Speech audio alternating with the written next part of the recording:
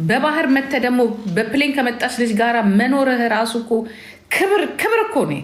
አንተ በባህር ከአሳ አምልጠ እናቷ ለፍታ በፕሌን ካመጣቻት ልጅ ጋር አብረ መኖር ራሱ ገነት ነው ላንተ እነግርሃለው። ገና ዘንድሮ እማንሰማው ነገር የለም። ጆሮችን እኮ ደነቆረ ጎበዝ። እንዴ አንዱ አጀንዳ ሳያልቅ አንዱ የዴዚ ሳያልቅ የማን ነው የሊያሾ ሳያልቅ የጂጂ።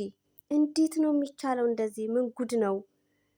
በስመ አብ። እኔ ጂጂ ምን እንደሆነች ግን አላውቅም። እግዚአብሔርን በእርግጥ ልጇ ናት።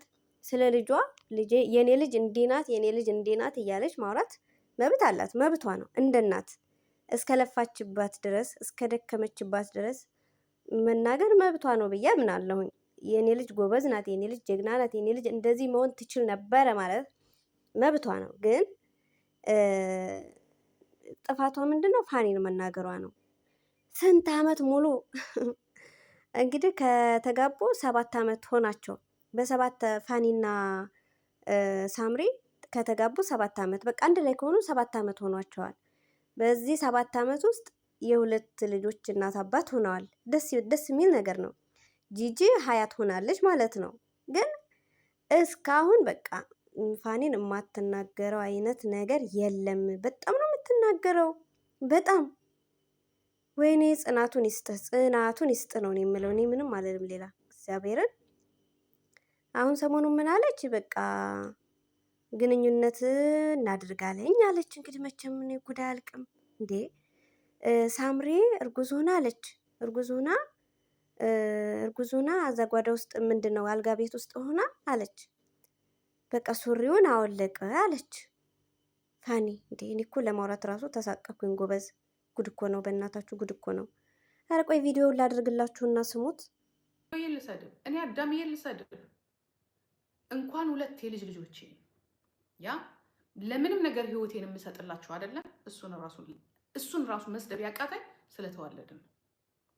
እሱን መናገር ያቃተኝ ስለተዋለድን ነው። ልጄን ግን የማድነቅ ልጄን ግን የመካብ ልጄን ከፍ የማድረግን መብት ማንም ሰው አይከለክለኝ። አዎ ልጄ ከአንተ ትበልጣለች። ዝንጥ አርጋ በላንጉጅ ትበልጣለች። 3 አይነት ላንጉጅ ትናገራለች። ጀርመንኛ፣ እንግሊዝኛ፣ አማርኛ፣ ኦሮምኛ ትሞክራለች። ትበልጣለች። አዎ ትበልጣለች። በጭንቅላት ትበልጣለች። አዎ ትበልጣለች። በአስተዳደግ ትበልጣለች። በጣም ትበልጣለች። ብዙ ተለፍቶባታል። ይሄንን ድምፄን ከፍ አድርጌ ነው እናገረው። ምክንያቱም የለፋውባት ልጅ ስለሆነች። እንደዚህ ማለት መብት አላት፣ መብቷ ነው። ግን በዚህ ልክ ልጁን ማንቋሸሽ፣ መናገር የሆነ ጊዜ እንደውም ካስታወሳችሁ ምንድን ነው ገላውን ሊታጠብ ገብቷለች። በቀዳዳ ሳየው እቃው ትንሽ ነው። ጉድ እኮ ነው። ያሳፍራል። እንዲህ ማለት ራሱ ያሳፍራል። በእናታችሁ በነገራችን ላይ እኔ ስሰማት ላይቭ ላይ ገብታ እየተናገረች ማለት ነው እኔ ተሳቀኩኝ። እሷ ለምትናገረው ነገር እኔ ተሳቀኩ። እንዴ ምን ጉድ ነው? ምን ጉድ ነው? እግዚአብሔርን እንግዲህ የልጅ ልጅ አይታ አሳይቷት እስከ ዛሬ አንድ ቀን እኔ እና ጂጂን ሲናገር ሰምቼው አላውቅም። ፋኒ ቤተሰቦቹን ትናገራለች፣ ወንድሞቹን፣ እናት አባቶቹን። እንግዲህ ሰምታችኋታል። ድሃ ስትል ድሃ እያለች ማለት ነው። በባህር መጥቶ የኔ ልጅ ሊያገባ አይችልም፣ ግን ምንም ማድረግ አልችልም ምናምን እያለች እየተናገረች ነበረ። እና በባህር ፋኒ ብቻ አይደለም በባህር ስደት የሚሄደው። እንደ አብዛኞቹ ኤሮፓ ሀገር የሚሆን አረብ ሀገር ሳኡዲ የሚሄዱ እህት ወንድሞቻችን በብዛት በባህር ነው የሚሄዱትኝና በፕሌን ስለሄደች እሷ ልጅ ለፍታባት ሊሆን ይችላል። ግን ከፋኒ ጋር ልትመጣጠን አትችልም ማለት እኔ ይሄ ስህተት ነው ባይነኝ። እኔ በእውነት ምንም ቢሆን የልጅ ልጅ አሳይቷታል፣ ማክበር ነበረባት። እሱን እንደፈለገች ትናገር። ግን ቤተሰቦቹን፣ እናቱን በቃ ሁሉንም እኮ ነው በቃ ጥርግርግ የምታደርገው። ለምን እንደሆነ አላውቅም። እኔ ግርም ነው የሚለኝ በዚህ ልክ በቃ እናት በዚህ ልክ። ባለፈው ሳምሪን አሳስራታለሁ እያለች ነበረ። ማሳሰር እችላለሁ መብቴ ነው እያለች እየተናገረቻት ነበርና የዛኔ ደግሞ ሻንጣ ይዛብኝ ሄደች። ሻንጣ ቤት ሳምሪ ቤት መጥታ ሻንጣ ጠየቀችኝ አለች። ከዛ ይሄ ባለፈው አመት ይዘነው ሄድነውን እሱን ይዘሽ ሂጂ ስላት እኔ የገዛሁትን አዲሱን ሻንጣ ወረቀቱን እንኳን ሳልቀደው ሳልቆርጠው አዲሱን ሻንጣ ደብቃ ይዛ ሄደች። እኔ ያየሁትን ኢትዮጵያ ገብተው የፋኒ ቤተሰቦች ሲቀበሏቸው ሻንጣውን እየጎተቱ ቀይ ሻንጣ ምናምን አየሁት ብላ በጣም ስትናገራት ነበረ። ከሳለው ስትል ነበረ ምናምን በጣም ብዙ ነገር እየተናገረች ወይኔ ወይ ሳምሪ ወይ ፋኒ አንድ ነገር እንኳን ወጥተው አልተናገሩም። አንድ ነገር በቃ እንደዛ ጮሃ ተናግራ ጂጂ ዝም ሲሏት በቃ መልስ አልመልስላት ሲሉ ዝም አለቻቸው ማለት ነው። አሁን ደግሞ ይሄ ነገር ፋኒን ሰሞኑን የሰደበችው ምክንያት ደግሞ በአሌክስ እና በዴዚ ምክንያት እኮ ነው። ስለዚህ እኔ ቤት መጣች። እንዳጋጣሚ እኔም አንድ ክፍል ስለነበረኝ በዛ ሰዓት ከኔ ጋር አብራ ተቀምጣ እሷ እንደውም ሀሳቧ የነበረው እኔ ጋር ተቀምጣ ለመውጣት ሁላ ነበረ። እንዳልኳችሁ ኮሌጅ ፈልጋ አንድ ኮሌጅ ስታገኙ ደግሞ እዛው ሩም ይሰጣችኋል፣ እንደ የኮሌጅ ሩም ይሰጣችኋል። እዛው ኖራ እየተማረች በቃ ከእናቷ ጋር ቢያንስ ርቃ ትምህርቷን ላይ ፎከስ አድርጋ ለመማር ነበር ሀሳቧ። በመሀል እኔና ሳምሪ ቤት ውስጥ ከኔ ጋር ከመጣች በኋላ ያው ግንኙነት ሲኖረን ሞር ተግባባን፣ ሞር አንድ ላይ የመሆን አላማ ነበረን። ከዛ አንድ ላይ ያው ተፋቀርን፣ አንድ ላይ ሆነን እንዳያችሁት ያው እዚህ ደረጃ ደረሰን።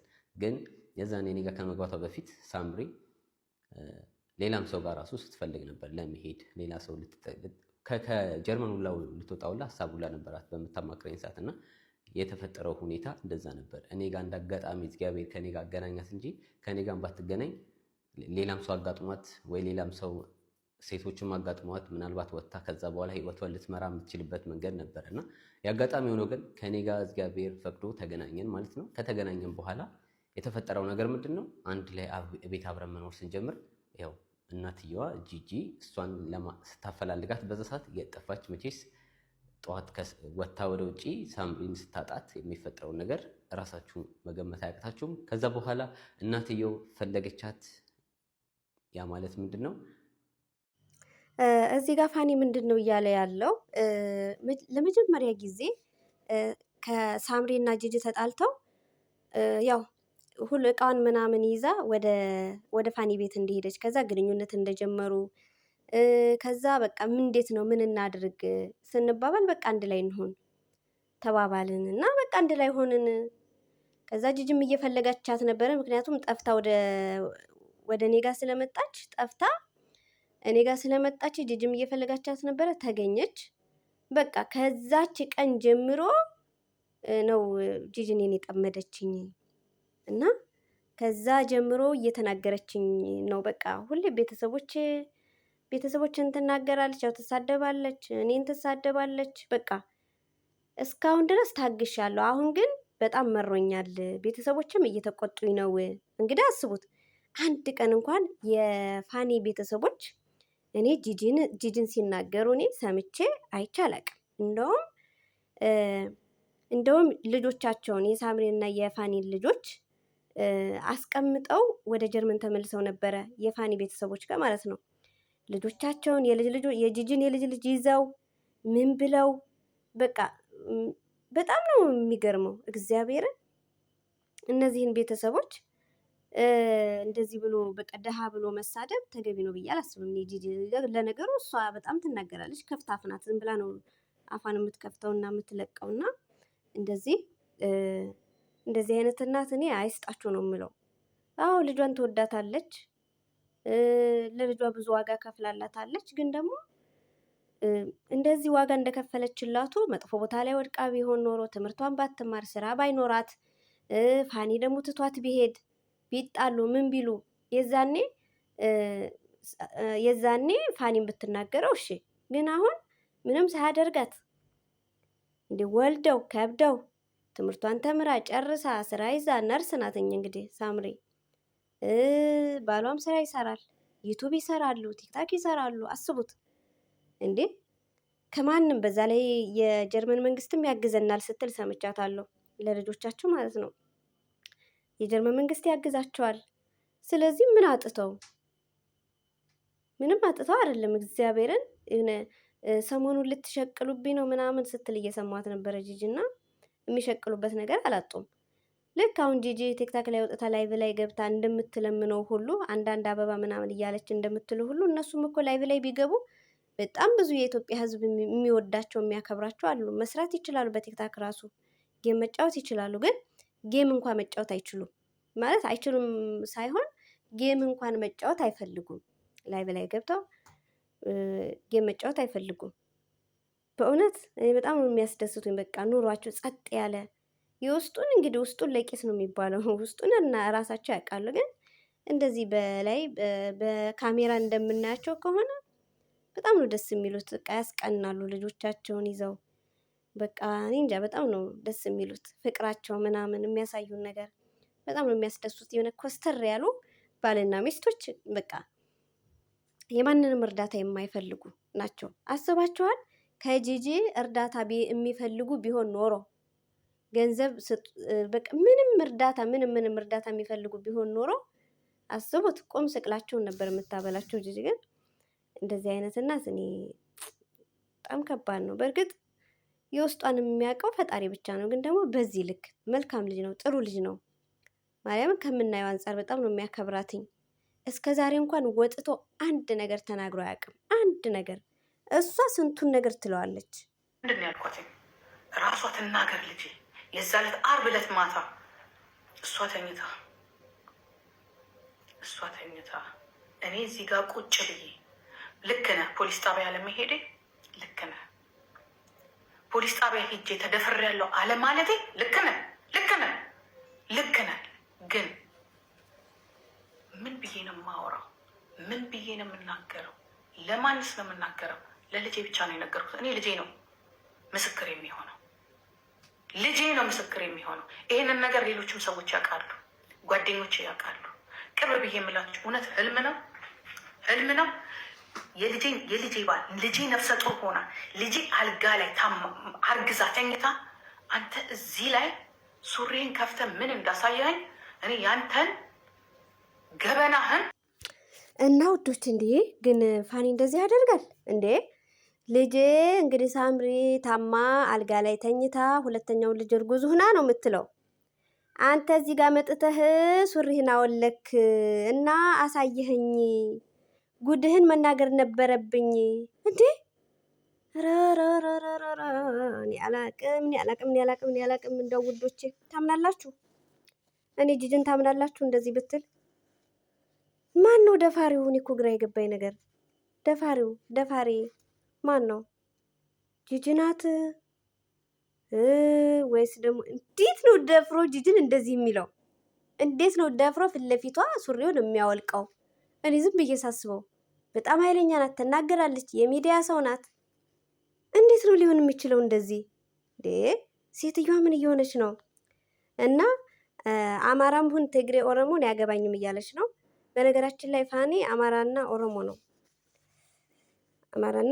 ነው እና እኔ አማራ ስለሆነ አይደለም የምናገረው እና የምጠላው ልጅን ስላገባ ብቻ ነው ብላለች። እንግዲህ ትላንትና ላይቭ ላይ ስትናገር ሰምቻታለሁ እና ያሳዝናል። እንግዲህ እንደው ልቦና ይስጥሽ ጂጂ፣ እግዚአብሔርን አዋረደችው በሚዲያ። ነገሩ ምን ይዋረዳል? ምን እሷ ናት የተዋረደችው። የሚያዋርድ ንግግር የምትናገረው እሷ ናት ጂጂ።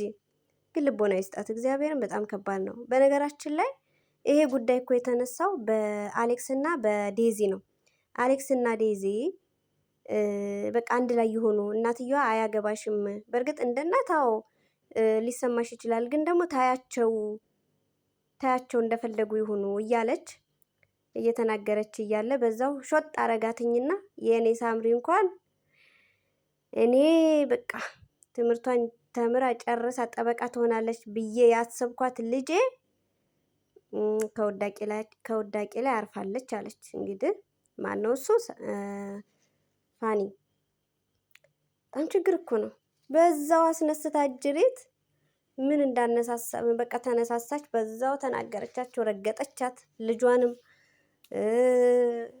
በቃ እንዳለ ቤተሰቦቹንም ፋኒንም ሁሉንም እርግጥግጡን አወጣቸው። አጅሪት ከተናገረች እናቴ ወደኋላ አትልም። ጂጂኮ በሏት እና ለማንኛውም ውዶች ሰብስክራይብ አድርጉኝ። በነገራችን ላይ አመሰግናለሁ። ባለፈው ሰብስክራይብ አድርጉኝ ብዬ ወደ 35 ሰዎች ሰብስክራይብ አድርጋችሁኛል። በጣም ነው የማመሰግነው ውዶቼ፣ አመሰግናለሁ። ሀገር ውስጥም ከሀገር ውጭም ያላችሁ በያላችሁበት ሰላማችሁ ብዝት ይበልልኝ። ሀገሬ ልገባ ትንሽ ጊዜ ነው የቀረኝ እና ስገባ ከእህቴ ጋራ ቆንጆ ቆንጆ ቪዲዮ እለቃለሁኝ ብዬ አስባለሁ። ከእግዚአብሔር ጋራ እግዚአብሔር ያሳካልሽ በሉኝ። ለእናንተም እግዚአብሔር ያሳካላችሁ። በሰላም ለሀገራችሁ ያብቃችሁ፣ ያብቃን እላለሁ ባይ